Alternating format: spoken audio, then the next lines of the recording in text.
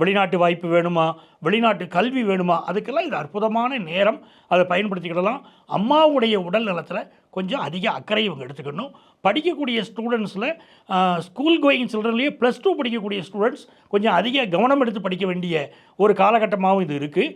அதே மாதிரி இவங்களுக்கு ராகு பகவான் மிகச்சிறந்த நிலைமையில் இந்த காலகட்டத்தில் இருப்பார். அதனால் இவர்களுடைய எல்லா பயணங்களும் எல்லா முயற்சிகளும் வெற்றிகரமாக அமையப் போகிறது. தெய்வீக பயணங்களை அதிகம் வச்சுக்கிட்டா, ஆன்மீக சுற்றுலாக்கள் அதிகம் செய்தால் ரொம்ப நல்லா இருப்பாங்க.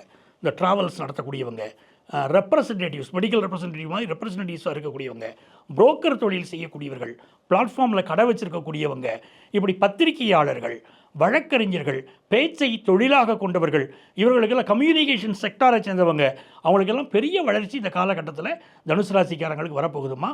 இவர்கள் வழிபட வேண்டிய தெய்வம் மிக முக்கியமாக ஸ்ரீவாஞ்சியம் சென்று வழிபட வேண்டியவர்கள் தனுசு ராசிக்காரர்கள் தான். அப்படி சென்று வழிபாடு செய்துவிட்டு வருகிற போது பெரிய வளர்ச்சி வரும். இவங்களுக்கு இருக்கக்கூடிய மரண பயம் விலகும். இவங்களுக்கு ஏற்கனவே வயிற்று பிரச்சனை, மரண பயம் பலருக்கு இருக்குது, அது நிவர்த்தியாகும். அதோடு பிள்ளைகளுக்கு கல்யாணம் ஆகலையே அப்படின்னு கவலைப்படக்கூடிய தனுசு ராசிக்காரங்க வீட்டில் அவங்க பிள்ளைகளுக்கு கல்யாணம் ஃபிக்ஸ் ஆகிறதையும் இப்போ அவங்க பார்க்கலாம். நேரம் நல்ல நேரம்.